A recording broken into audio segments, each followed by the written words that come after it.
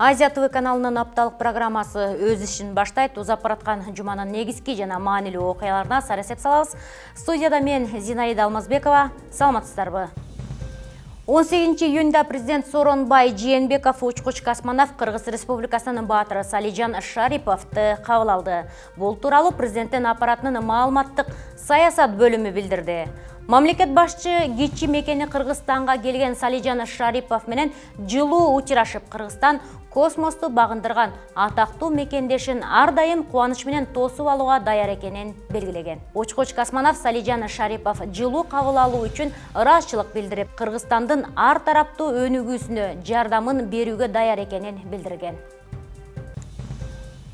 Президент Сооронбай Жээнбеков 18 июнда тышкы иштер министри Чыңгыз Айдарбековду кабыл алды. Бул тууралуу президенттин маалыматтык саясат бөлүмү билдирди. Бишкек шаарында 2019 жылдын 12-14 июнунда өткөн Шанхай кызматташтык уюмуна мүчө мамлекет башчыларынын кеңешинин жыйыны, Кытай Эл Республикасынын төрагасы Си Цзиньпиндин мамлекеттик визити, Монголия президенти Халк Магейн Батулга жана Индия премьер-министри Нарендра Модинин расмий визиттеринин жыйынтыгы чыгарылган. Ошондой эле президент Бишкек шаарынын тургундарына бул ири эл аралык иш-чаралардын убагында көрсөткөнүн колдоосу үчүн ыраазычылык билдирди.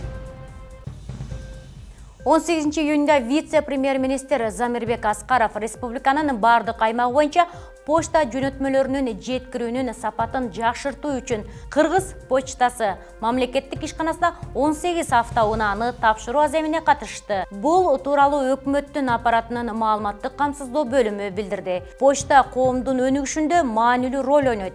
Кыргыз почтасы мамлекеттик ишканасында 922 көп тармактуу объект иштейт. Анда калкты тейлөө боюнча 363 маалыматтык киоск жайгашкан. Алар 2017 жылдын аягында иштеп баштаган мезгилден бери 505.460 ашык ар түрдүү багыттагы кайрылуулар келип түшкөн. Вице-премьер-министр кошумчалагандай, дүйнөлүк почта уюму тарабынан Кыргыз Республикасынын аймагына почталарды жеткирүүнүн сапатын жакшыртуу боюнча долбоору колдоого алынып, уюм 120.000 АКШ долларын бөлгөн. Анын алкагында уюм Кыргыз почтасы үчүн Лада үлгүсүндөгү 18 унааны сатып берди.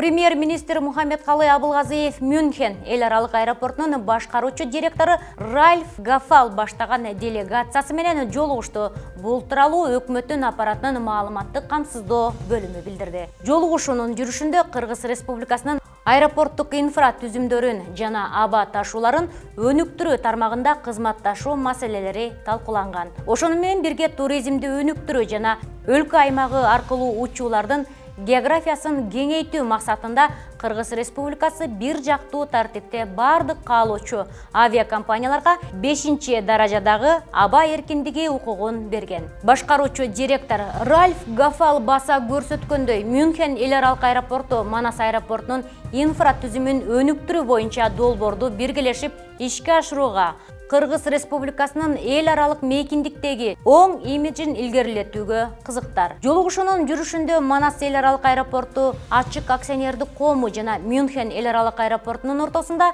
аэропортту Борбор Азиядагы кубаттуу жана транспорттук түйүнүнө айлантуу максатында сүйлөшүүлөрдү активдештирүү жана кызматташуунун оптималдуу багыттарын табуу тууралуу макулдашылган.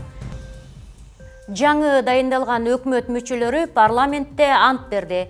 Жогорку кеңеште экономика министри Санжар Муканбетов, айыл чарба, тамак аш, өнөр жайы жана мелиорация министри Эркинбек Чодуев, өкмөттүн аппарат жетекчиси Самат Кылжиев, маалыматтык технологиялар жана байланыш мамлекеттик комитетинин төрагасы Дастан Догоев, улуттук коопсуздук комитетинин төрагасы Орозбек Опумбаев ант берип, ыйгарым укуктарын аткарууга киришти. Ант берүү аземине президент Сооронбай Жээнбеков катышты. Ал жаңы өкмөт мүчөлөрүнүн ант берүү менен кошо чоң жоопкерчилик тагылып жатканын эске салып, мамлекеттин жана элдин кызыкчылыгы үчүн иштөөгө чакырды. Келечек ээлери өз балдарыбыздын коопсуздугу баарынан маанилүү. Кыргызстандын мектептеринде балдардын билим алуусуна коопсуз шарттарды жана чөйрөнү түзүү боюнча коопсуздук стандарттар иштелип чыгып, бир топ иштер аткарылып жатат. Бул туурасында Ош шаарында өткөн мектептерде коопсуз билим берүү чөйрөсүн түзүү тууралуу маалымат жыйынында айтылды.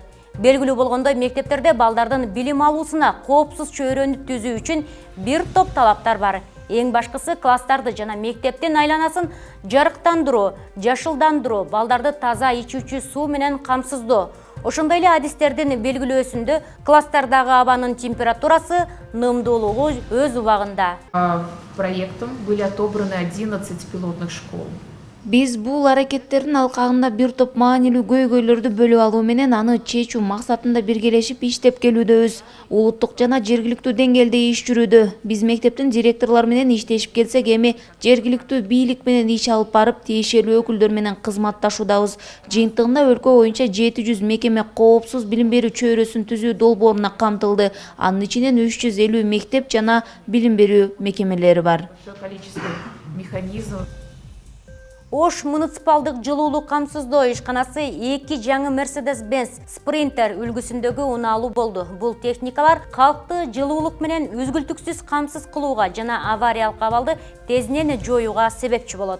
Унанын ичинде ширеттүү аппараты, генератор, автоген баллону, жарык берүүчү чырактар, темир жана таш кесүүчү шаймандар, куроктун, балтанын түрлөрү камтылган. Муниципалдык ишкананын техникалык базасын чыңдоо жылуулук камсыздоо ишканасынын өздүк каражатынын эсебинен жүргүзүлгөн. Бардык шаймандары менен алынган 2 автоунаа 2 миллион 423 миң сомго тендерге бааланып алынган.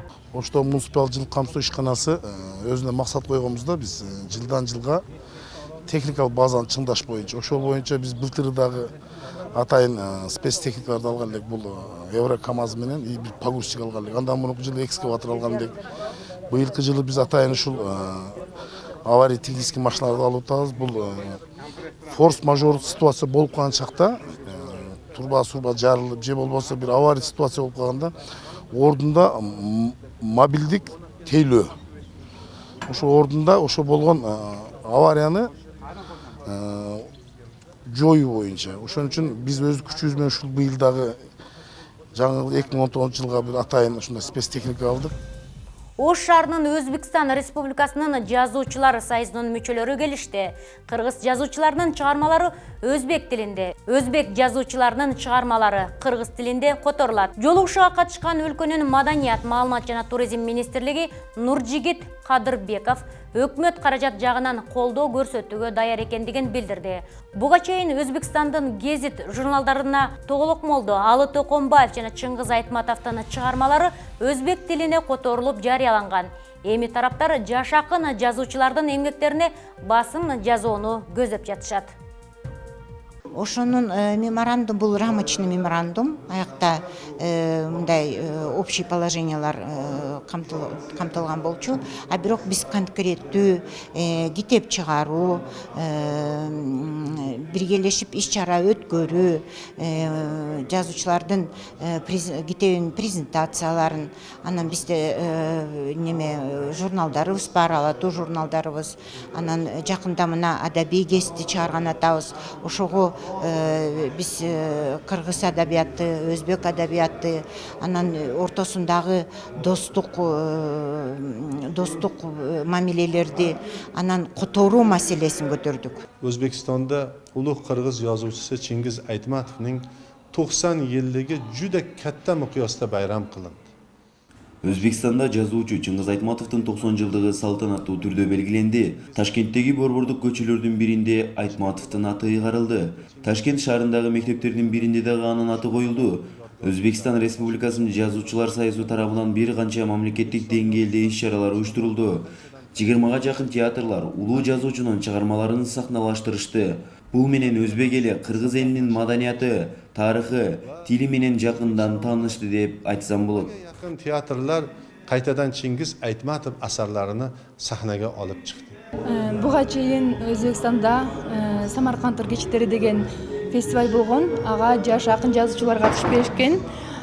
Ошондо эмнегедир баягы өзгөчө кыргыз менен өзбек элинин ынтымагы бекемдиги бири-бирине жакын тартып, боор тартышып турганы эмнегедир байкалган. Ошондон бери баягы өз акындары менен дайыма сүйлөшүп келебиз. Алар менен пландарды түзгөнбүз. Ошол пландардын негизинде дагы ошол нерсе ишке ашып атат десек болот. Себеби башта айтып өткөндөй китеп чыгаруу, дагы кечелерди уюштуруу, айтор Кудай буйрса көп пландар бар.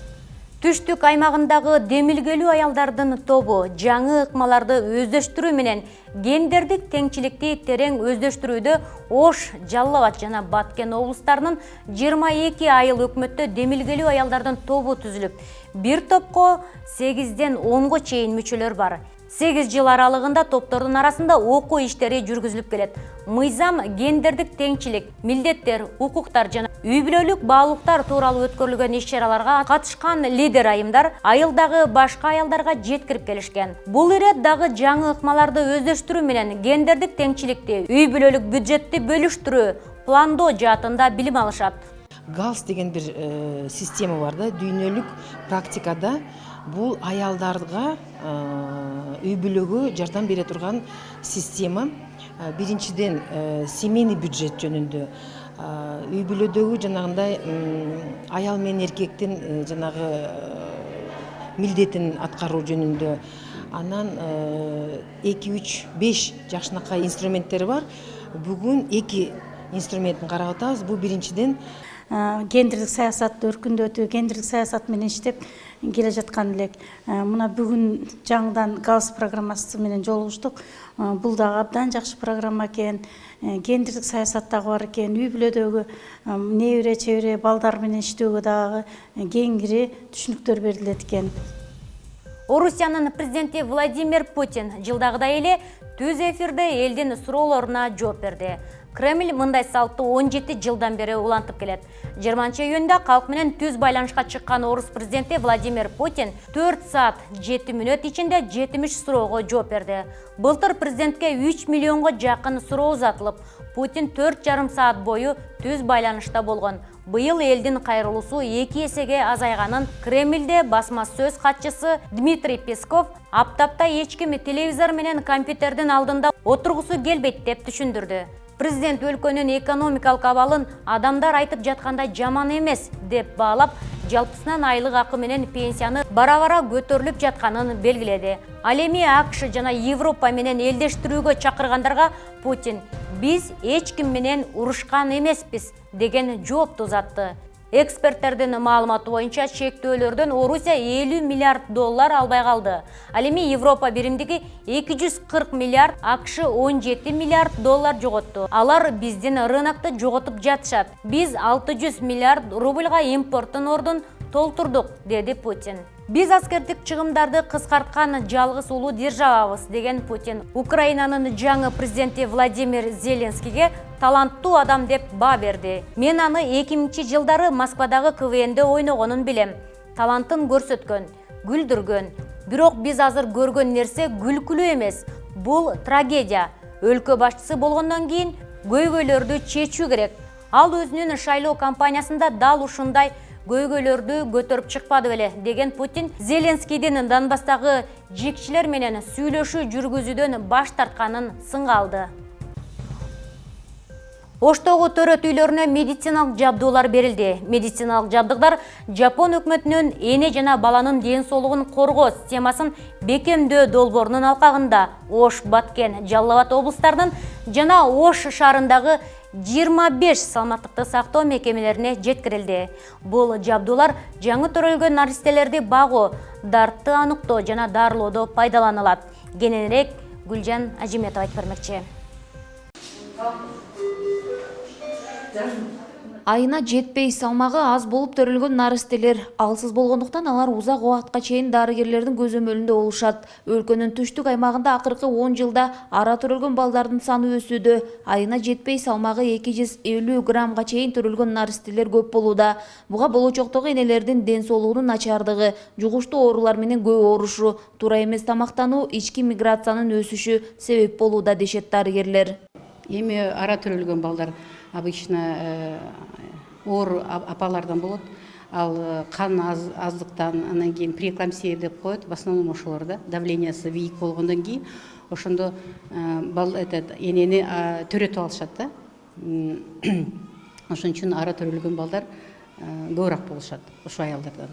Областық төрөт үйүндө жандандыруу бөлүмүндөгү жабдуулар эскирип, улам оңдотууга муктаж болгон. Буга чейин түштүк аймагы боюнча кайрылгандарды кароодо жабдуулар толук түрдө жетишпей келген. Жаңы төрөлгөн наристелерди багуу, дарпты аныктоо жана дарылоодо пайдаланылган жабдуулардын көп функционалдуулугу заманбап экендигин белгилешүүдө. Мунун эмнеси жакшы, ушу балага эч кандай стресс алып келбей, коркунуч алып келбей, жана инфекциядан алыс болуп, неинвазивный деп коет да, ушул жанагындай өзгөчө бир аппаратураларды же болбосо трубкаларды салбай туруп эле ошол мурун тешигинен эле ушу дем алууга мүмкүнчүлүк пайда болуп, анан биздин балдардын ошо дем алышы жакшы болот.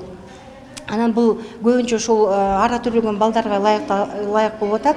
Себеби дегенде ушул балдардын, ошо ара төрөлгөн балдардын өпкөсү жетилбеген болот. Ошол себептен ушул жанагындай положительное давление при выдохе деп коет да, ошол дем алып атканда ошол давление менен кычкылтек келип, өпкөсүнөн ошо альвеолаларын ачылып, ошо балага жардам көрсөтө турган аппаратты алып атабыз. ЮНИСЕФ уюмунун жана саламаттыкты сактоо министрлигинин эне жана баланын саламаттыгын бекемдөө долбоорунун алкагында Ош, Баткен, Жалал Абад облустук жана Ош шаардык ооруканаларынын төрөт бөлүмдөрүнө 850 000 долларлык жабдыктар тапшырылды. Эне жана баланын саламаттыгын бекемдөө долбоору 2018-2021 жылдарды камтыйт. Аталган долбоор Япониянын өкмөтү тарабынан каржыланып келет. Мы ощущаем, что в Кыргызстане Кыргызстандын саламаттыкты сактоо тармагында медициналык жабдуулардын жетишсиздик көйгөйү бар экендигин айтууга болот. Андыктан биз да ушул жаатта жардам берип келебиз. Ошондой эле аймактардагы абалды да жакшыртууга салым кошуп келебиз. Бул жардамдар аркылуу элдин саламаттыгы жакшырат деген ойдобуз. Да, медицинским учреждениям. И мы надеемся, что такой вклад будет хорошим поводом, толчком. Жабдуулар Ош, Баткен, Жалал Абад областарынын жана Ош шаарындагы жалпы 25 саламаттыкты сактоо мекемелерине жеткирилди. Өлкө боюнча жабдуулардын жетишсиздиги жана калктын саламаттыгынын абалы тууралуу айткан саламаттыкты сактоо министри Космосбек Чолпонбаев ден соолукка кам көрүүдө энелерди кайдыгер болбоого үндөдү. Ош бойлуу энелер дагы кээде баягы кайдыгер кылып, кыргызчылык кылып, баягы төрөгөндө келип атышпайбы. Негизи 12 ай боюнда болгондон келип туруп, эмеге барыш керек, өзүнүн врачына барып, мына менин боюмда бар деп, анан учетко туруп, анан ошол төрөнгө чейин өзүн постоянно көзөмөлдөп туруш керек, ай сайын барыпчы. Ошолорду да кылалык деп, азыр биз атайын үйлөр, дарыгерлер индикатор койдук. Ошонун үйүнө бар, катта, кара депчи. Эгер ошонун баарын толук болсо, анда биздин балдардын дагы ден соолугу жакшы болот. Айына жетпей жана туаса кемчилиги менен төрөлгөн балдар үчүн жандандыруу жана жасалма дем алдыруучу көп функционалдуу заманбап жабдуулардын берилиши наристелердин ден соолугу үчүн маанилүү. Төрөт үйлөрдүн техникалык базасын чыңдоо иштери уланып, июнь айынын аягында Баткен, Жалал Абад областарына атайын медициналык жабдуулардын берилүүсү каралууда. Гүлжан Ажыматова, Бектур Калыбек уулу, Ош шаары. Акыркы 50 жылда Корея Республикасы илимий-техникалык жаатында өзүнүн өлкөсүнүн өсүшүнө бир топ пайда алып келген. Көчөлөргө акылдуу жарыктарды, IP камера, Wi-Fi, мунун бары экологиялык жактан таза долбоорун Кыргызстанга Корея өкүлдөрү көрсөттү. Кененирээк кесиптешим Нурзада Сүйүналиева айтып бермекчи. Жашыл өнөр жай, жашыл шаар деп аты айтып тургандай эле экономиканы, экологияга зыяны жок көтөрүү деген максатта Корея өкүлдөрү тарабынан көргөзмө жыйын өткөрүлүп, Кыргыз Республикасынын экономика министрлиги менен келишимдерге кол коюлду. Кыргыз Республикасынын экономика министрлиги менен LG компаниясынын ортосундагы өз ара түшүнүшүү меморандуму. Мына ушул коюлган меморандум жана жетишилген ийгиликтер биздин өлкөбүзгө, Кыргыз Республикасына жеңиштерди алып келсин, Кыргызстандын ар бир шаары акылдуу шаар болсун деп тилек кылалы, кол чабуулар болсун дегениңиздер. Куттуктайбыз. Негизги улуттук стратегия, өнүгүү стратегиябыз бар, 20-40 деген 40-жылга чейин. Ошонун алкагында жашыл экономика өнүгүү деген өзүнүн чоң бир бөлүмү бар. Экономика министри тарабынан программа даярдалган 19-23 жылдары деп. Ал программа алкагында жашыл өнөр жай, жашыл айыл чарба, экологиялык таза транспорт, углеводороддордун чыгышын кыскартуу, жашыл шаарлар, жашыл айылдар деген өзүнчө бөлүктөрү бар да. Менин оюмча ушул жашыл шаарлардын темасынын тегерегинде бүгүнкү конференциянын бир ою өтөт болуш керек. Бул белгилеп Корея Республикасы илимий техникалык жаатында өзгөчө, табиятка зыяны жок технологияларга көп көңүл буруп келет. Маселен, акылдуу жарыктар, IP камера, Wi-Fi мунун баары экологиялык жактан таза долбоор экенин Кореядан келген өкүлдөр ой бөлүшүштү. 네, 안녕하세요. 저는 녹색교육센터의 Мен түздөн-түз заманбап технологиялар менен иш алып барам. Бүгүнкү иш-чаранын негизги максаты Кыргызстанга акылдуу заманбап технологияларды киргизүү демилгесин талкуулоо. Акылдуу технологиялар шаарын куруу биздин негизги максатыбыз. Дүйнө жүзүндө күндөн күнгө илим, билим, техника өнүгүп барат. Кыргызстандагы ал мүмкүнчүлүктөрдөн артта калбай, акылдуу шаар курууда заманбап технологияларды киргизүүсүнө тилектешпиз. Бул зыяны жок технологиялар мамлекеттик долбоор экенин жана коопсуз шаар, коопсуз жол боюнча тиешелүү адистер тарабынан изилденип, атайын жетекчилер тарабынан кеңешилип, кабыл алынгандан кийин гана практика жүзүндө ишке ашыруу экендигине токтолушту. Эми бүгүнкү күндө коопсуз шаар, коопсуз жол боюнча Кыргызстанда чоң проекттер иштеп атат.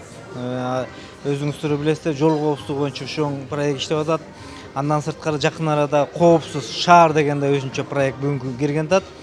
Бүгүнкү презентацияны биз көрдүк. Буга чейин да биздин балдар атайын жолугушкан экен. Жолугушуп Бишкек шаарына 8 атайын ушундай бүгүнкү презентацияга алган жанакы видео камераны толугу менен берген экен. Мэрия менен бүгүнкү күндө кайсы жерге коюш керек экендигин тактап атабыз. Акылдуу шаар долбоорун ишке ашырууда алдыңкы технологияны колдонуу, өнүккөн өлкөлөрдөн үлгү алып, аны менен катар эл аралык уюмдардан каржылык колдоо алуу учурдун талабы. Бишкек шаары атайын апталык үчүн Сүйүналиева Нурзада, Майрамбек Асанов. Ош облусунун Ноокат районунун тургуну Нуска Калназарова 18-19 кылымга таандык болгон буюмдарды чогултуп жүргөн.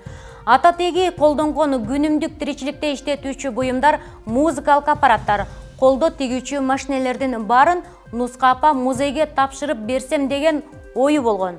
Өкүнүчтүүсү Нуска апа быйыл каза болуп калган. Андыктан кеч болсо да апасынын тилегин кызы Дарияхан орундатты. Сулайман Тоо улуттук тарыхый археологиялык музей комплексинин экспонаттарынын толукталышы тууралуу кийинки материалда сөз болот. Чөмүштү жасаган уста дагы бир жасаса мындай жасабайт да. Себеби буну ар бир буюму бир эле деп эсептелет. Бунун копиясы дагы жок, башкасы дагы жок. Эгер фабрика заводдон чыккан болсо ал бири-бирине окшошо берет да. 18-19 жана 20 кылымга таандык болгон күнүмдүк тиричиликте колдонулган буюмдар. Алардын уникалдуулугу тууралуу музей кызматкерлери сыймыктануу менен айтышууда. Анткени жылына 200гө жакын экспонаттар менен толукталып турган музейдин казынасы бүгүн дагы толукталып турат. Бул ирет казынаны өзгөчө инсандын байлыктары толуктады. Ноокат районунун Көкжар айыл өкмөтүндөгү Каранай айылынын жашоочусу Нуска Калназарова апанын сандыктагы баалуулуктары Сулайман Тоо улуттук тарыхый археологиялык музей комплекс тапшырылды. Музейдин негизги бул функциясы ошол өрөөндө болобу же кайсыл областтык, республикалык болсо өзүнүн аймагындагы тарыхый баалуу маалыматтарды, баалуу буюмдарды жыйнаш керек. Эгерде бул функцияны аткарбаса музей деген статусту кереги жок. Биз ушул мамлекет тарабынан ошол акыркы жылдан бери баягы экспонат сатып алууга, илимий экспедицияларга акча бөлүнбөй калды. Биз ушундай элдерге түшүндүрүү жолу менен, патриот жарандарыбыздын колдоосу менен жылга ушул экспонаттарды байытып атабыз. Жылына 150-200гө жакын экспонаттар толукталып атат. Нуска апанын чогулткан буюмдарын музейге өткөрүп беремин деген максаттарын орундатууну кызы Дарияхан колго алды. Бүгүн апасынын чогулткан буюмдарынын калгандарын дагы алып музейге келди. Апасынын тилектерин орундатуу кызынын дагы башкы максаты болгон. Өмүр бою карманган, топтогон буюмдарын баалуулук катары сактап келген үй бүлө ар бирин аздектеп бала карагандай эле карап келишкен.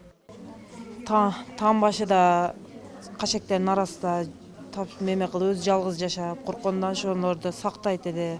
Кызым мына жерде мандай бар, маналар бар. Сен келечекте булар азыр ордун таппай калса иштете албайсың. Андан көрө музейге берип, атымды чыгар. Ошолорду эл тамаша кылсын, сооп болот. Буларды иштетип, сен бир күн ыргытасың. Андан көрө ошого тапшыр, аманатыма кыянат кылба. Эгер сакайып калсам өзүм алып барам деген үміті болды. Кейін аттың мәті тапшыра албай, арқасында мына шуны өзім тапшырып атам. Шуны өзі тапшырып көрсе, қандай бақтылы ене болмақ. Нуска эне айылдагы кадыр барктуу аял болгондуктан айылдаштары аны Баатыр эне деп атап алышкан. Үйдө таар, килем, чий, шырда малдарды жасап эмгекти сүйгөн эненин буюмдары сатыкка чыгарылбай сакталган. 87 жаштагы Нуска эне көптөн бери музейге берем деп жүргөнүн айылдаштары да билишет. Нуска эненин жакындары бул буюмдарды жеке тараптарга сатууда сунушун айтышкан, бирок ага көнгөн эмес дешет. Атабыз энди соодагер болгон экен, үйдү бекемгө неме кылып бакчу экен, шуну айтат эди. Ана не музейге тапшырам дейт эди өзү, мурун эле. Сатып бербейбиз, булар азыр мына миштерди алган адамдар келип атат. Койчу шонун пулун эмне кылабыз деп коет эди. Буюмдардын айрымдары Нуска энеге соодагер атасынан калган. Башкаларын кези келсе тарыхый буюм болот деп пайдаланып бүткөндөн кийин сандыгында сактап жүргөн. Музейге өткөрүлүп жаткан 20дан ашуун экспонаттардын баары мыкты шартта сакталган. 33 миңдей экспонатты сактаган Сулайман Тоо музейи жылына 200-гө жакын байлыктар менен толукталып турат. Соко, жыгас чөмүч, тараза, музыкалык аппараттар жана башка экспонаттар менен толукталган музейдин бурчу атайын Нуска апанын сандыктагы баалуулуктары деген ат менен сакталып калат. Гүлжан Ажиматова, Бектур Калыбек уулу, Ош шаары. Кыргыз-Түрк Манас университетте 14 өлкөдөн келген жаштары билим алышат. Быйыл ар кайсы кесиптин ээси болгон. Баш аягы 756 студентти же болбосо университетте 18-чи бүтүрүүчүлөрүн уядан учурду. Студенттин 5 жыл аралыгында алган билиминин жыйынтыгына жараша баалуу сыйлыктар тапшырылып, жылдын мыктылары аныкталды. Кененирээк кесиптешим Майрамбек Асанов айтып бермекчи. Кыргыз-Түрк Манас университетинин 2018-2019 бүтүрүүчүлөрдү уядан учуруу аземи 18-июнда окуу жайдын Жал Кичи районунда жайгашкан Чыңгыз Айтматов атындагы студенттик шаарчанын спорттук аянтчасында өткөрүлдү. Салтанаттуу кечеге билим берүү жана илим министри, Түркиянын Кыргызстандагы элчиси, борбордогу башка окуу жайлардын ректорлору, эл аралык ишкерлик фирмаларынын өкүлдөрү жана ардактуу меймандар катышты. Аземде Кыргыз-Түрк Манас университетинин ректору жана биринчи проректору бүтүрүүчүлөргө ак жол телешти. En köp bağ bergen baldarınızı, kızlarınızı bizlerge amanat katarı verdiniz. Allah biz benden 5 yıl yaşap bir carıktu gelecek için üniversitetimizin büt mümkünçülükleri menen özlerini, üybürülerini mamlekete, elge, curtka, Türk alamına, Türkiye jana Kırgızistan'ın ar bir jaktan jakın baylanışına büt işlerinde jardan berүү üçün dayar bolup bugün bütürücü boldular. Салтанат бүтүрүүчүлөрдүн парады менен башталды. Студенттер жакшы иштөөгө, дайым акниет болууга жана Манас университетинин атын таанытууга ант беришти. Студенттин 5 жыл аралыгында алган билиминин жыйынтыгына жараша баалуу сыйлыктар тапшырылып, мыкты бөлүм, факультеттин мыктысы, университеттин мыктысы деген аталыштагы наамдар ыйгарылды. Бүтүрүүчүлөргө өздөрүнүн тилектерин Кыргыз-Түрк Манас университетинин мугалимдери да билдирип өттү. Бүгүн Кыргыз-Түрк Манас университетинде өзгөчө салтанат болуп атат. Себеби биздин бүтүрүүчүлөр 18-ci жолу бүтүрүп атышат да. Булардын арасында биздин мен окуткан кино жана телевидение, радионун студенттери да бүтүп атышат да. Биздин студенттерге мен ийгилик каалар элем. Мына өзүңөр ушул телевидениеда массалык маалымат каражаттарында иштеп атасыңар. Мына ушу силерге ийгилик каалар элем. Биздин бүтүрүүчүлөр ар бир массалык маалымат каражаттарды орун алып, Кыргызстандын керегине жараарына мен ишенем, и бардыгын куттуктайм. Кыргыз-Түрк Манас университетинде 14 өлкөдөн келген жаштар билим алышат. Быйыл ар кайсы кесиптин ээси болгон баш аягы 756 студентти же болбосо университеттин 18-ci бүтүрүүчүлөрүн уядан учурду. Студент үчүн университетти аяктоо чоң жолго кадам таштоо болуп эсептелинет. Андыктан биздин чыгармачыл жаамат жаш кесипке ээлерин кепке тарттык. Эң негизгиси бул Манас университетинде окуп жатып, ушул бүтүрүүчүсү болуп атканыма абдан кубанычтамын, абдан толкунданып турам чындыгында. Бул университетке тапшырганда негизи жалпы мугалимдерибизге ыраазычылык билдиребиз, тааныган бардык досторума ыраазычылык билдирем. Негизи бардык бүтүрүүчүлөргө ийгиликтерди каалайм. Эң сонун өтүп атат. Буюрса Манасты татыктуу коргоп, Манастын студенттери, Манастын бүтүрүүчүсү деген наамга татыктуу туруп бергенге аракет кылабыз буюрса. Сонун маанайлар барбыз. Буюрса аябай чоң жоопкерчилик алганбыз. өзүбүздүн университетибиздин дагы, ата энебиздин дагы, өзүбүздүн дагы атыбызды татыктуу алып жүрүүгө дайым аракет кылабыз. Мына бүгүн биз Манас университетин бүтүрүп атабыз. Чынында айтканда башкача өзүнчө бир башка нерселерге окшобогон кубаныч болуп жатат. Чындыгын айтканда 5 жыл мурун мен Өзбекстан Республикасынан келгенмин, этнический кыргызмын. Биринчи келгенде аябай кыйналганмын, кыргыз тилин, түрк тилин билбей туруп. Бирок ушул 5 жыл ичинде Кудайга шүгүр кыргыз тилин жана түрк тилин аябай жакшы үйрөндүм. Андан тышкары көптөгөн достор арттырдым. Билбеген нерселеримди көбүн үйрөндүм. Ошондуктан ага эжелериме чоң ыраазычылыгымды билдиремин. Жана университетибизге өз ыраазычылыгымды билдиремин. Тарыхына кайрыла турган болсок, Кыргыз-Түрк Манас университети 1995-жылы Кыргыз жана Түркия Республикасы тарабынан биргелешип түзүлгөн. Өзгөчө статуска ээ болгон жогорку окуу жайы 24 жыл ичинде жалпы сан экономика, тарых, туркология, инженерия, журналистика, туризм тармагынан 6000ден ашуун адистерди даярдаган. Студенттер өз өлкөсүнүн өнүгүүсүнө алган билимдерин кошуп келет. 15-16 июнь күндөрү спорттун жеңил атлетика түрү боюнча өлкөнүн ачык чемпионаты өткөрүлдү. Мелдеште Ош шаарынын Корама командасы 4 алтын, 6 күмүш жана 5 коло медальга ээ болушкан. Кененирээк кабарчыбыз Гүлжан Ажметова айтып бермекчи. Алымкан Жамшитбекова жеңил атлетика боюнча курама команданын мүчөсү. Спорт канышасы деп аталган жеңил атлетика менен машыккан Алымкан жаш кезинен чуркаганын жакшы көргөн. Ал эми профессионалдуу спортко аралашып калуусуна жогорку окуу жайда өткөн университеттер аралык турнир себеп болгон. Ошол жерде студенттер арасында спартакиада өтөт. Ошондо катышып калып, жеңүүчү болуп, биринчи месттен алганда кызыгуу пайда болуп, ошондо мен кызыгып, негизи мурдатан кызыгат элем чуркаганга. Бирок утуп алганда мага мындай жеңиш башкача туюлуп, ошодон бери кызыгып, машыгып калгам. Профессионалдуу машыкканым 2017-жылдан баштап машыгып келем.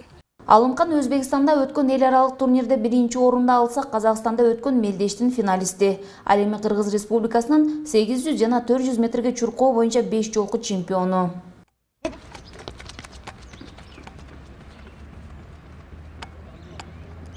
Ал эми Элдияр Кадыров 5 жашынан бери жеңил атлетика менен алектенет. Жеңил атлетчи өзүнүн жаш курагындагылар арасында бир нече жолу жеңүүчү болуп келүүдө.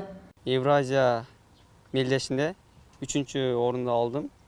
Дагы көп убактында ошол спорт менен алектенип келем. Мында бош убактарымда китепти окуйм, спорт жөнүндө жана видеороликтерди көрөм. Дагы чоңдогон максаттар бар, Олимпиадага катышкым. Күнүнө 2 жолу машыгып жаткандар жеңил атлетика боюнча Ош шаарынын курама арасында өлкө курама командасына кирип, ийгиликтерди багындыргандар да бар. Негизинен жөөгүлүк болууга тынбай машыгуу жана көп убакыт талап кылынат. Бирок ага карабай кыска убакыттын ичинде Ош шаарында бул спорттун түрү өнүгүп, республикалык рейтингде алдыңкы сапка чыга алды дейт машыктыруучусу. Жакын арада эле ошо Евразия мамлекеттеринин беттеши болду Алматы шаарында. Кадыров Элдияр 1500 метр алды, ошо Кыргызстан улуттук курама командасынын намысында 3-чү орунду ээледи.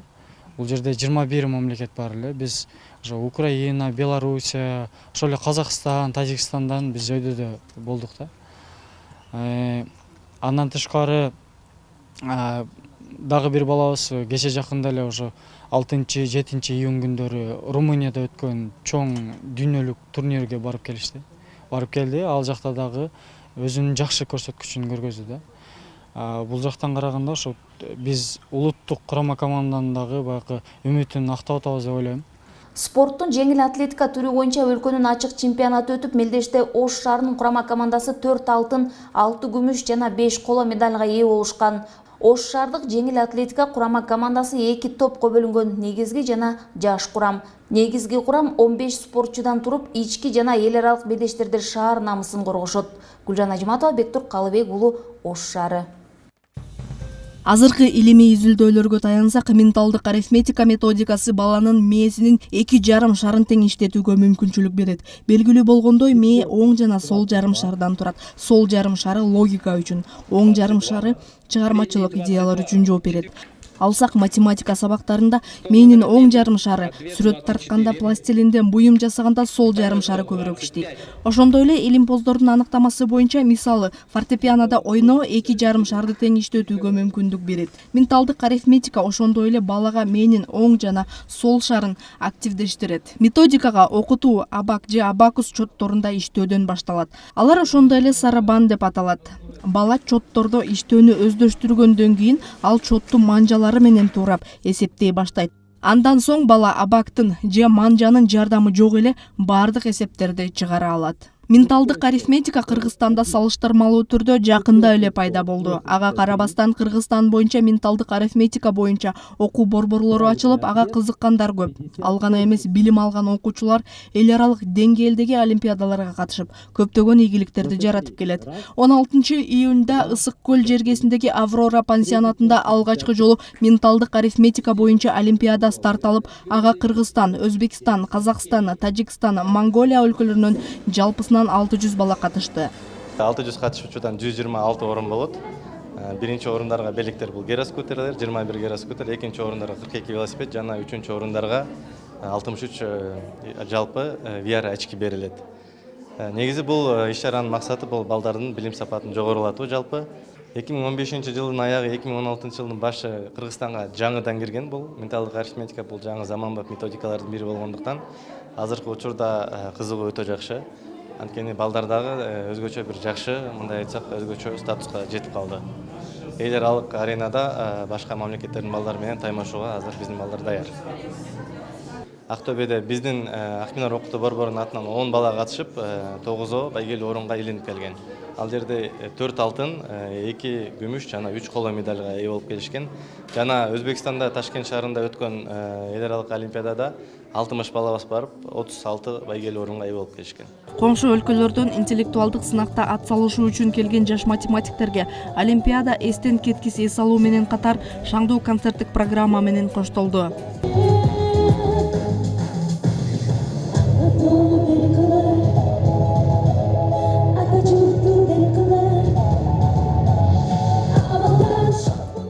Сынак балдардын жаш категориясына жараша өттү. Сынактын биринчи күнүндө балдар чоң экрандан көрсөтүлгөн математикалык эсептөөлөрдү ылдамдык жана тактык жөндөмдүүлүктөрүн пайдаланып, интеллектуалдык мүмкүнчүлүктөрүн көрсөтө алышты. Стол номер 1, ответ 50. 59. Стол номер 2, 59. Третий стол 59. Пятый 68. Шестой 69. Седьмой 59. Восьмой 63, девятый 59 и 10-й 39 у тебя? Да, 10-й 39. Буга чейин Өзбекстан, Казакстан өлкөлөрүндө болуп өткөн олимпиадаларда ийгилик жаратып келген 9 жашар катышуучу дагы бул жолку сынакта биринчи орунду багындырды. Менин атым Айнуска, мен Нарыншар. Монголия Чиректова Минар окутуу борбору балдардын интеллектин жогорулатуу максатында региондордогу мектептерде математика сабагынан берген мугалимдерге менталдык арифметика боюнча окутуу курсун өткөрүп, аларды атайын адис кылып даярдап чыгарган. Нарын шаарында номер 8 мектепте ушу Акминар уюмунун мугалими болуп эсептелем. Иштегенибизге 2,5 жылдан ашты. Буяка Ысык көлгө бул эл аралык олимпиадага 22 окуучу алып келгенбиз. Бейзикке азыр 4 окуучу катышты. 4-өнүн бирөөсү полуфиналга чейин чыкты. Ал эми экөөсү болсо бирөөсү алтын жана экинчиси күмүшкө татыктуу болду. Дүйнөлүк олимпиадаларга, эл аралык олимпиадаларга катышып келдик. Балдарыбыз Кудайга шүгүр жакшы ийгиликтерге жетишип келатат. Жалгыз гана ошо ийгиликке жетишмектен жер көрүп, мына Өзбекстанды, Казакстанды көрүп келгенге жетиштик. Кээ бир адистер менталдык арифметикада ылдам эсептөө, шашмалык сапатты пайда кылат, жыйынтыгында жашоосунда, жумушунда көп ката кетирет дегендер да жок эмес. Ал эми менталдык арифметикадан сабак берген мугалимдер менталдык арифметика баланын эс тутумун жогорулатат дешет.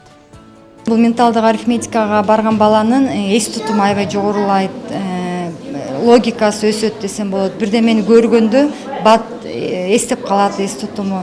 Ушундай көп бала мындай кандай десем, логикалык жактан да өнүгөт, анан бат иштеп, бирдеме бат решение кабыл алганга мүмкүнчүлүгү бар да, ошол бат сапаттарга ээ болот. Теперь проверим. Айтурман Айносова. Биз Омскіден келдик. Кызым 9 жашта, Звездочканын местебиз. Биз турусын айсак 3-чү орун катышыбыз. 1-чи орун месттен алып деп келген элек, энди 3-чү орун болуп калды. Аллага да шүкүр. Мой стол Сумая. Ташкентте, Бишкекте 1-чи, 2-чи месттен алган элек. Азыр 3-чү орунду алдык. Азия ТВ KG сайтынан жана Facebook баракчасынан кабарлардын топтом менен дагы таанышсаңыздар болот. Эмки жумада жагымдуу жаңылыктар коштосун. Саламатта туруңуздар.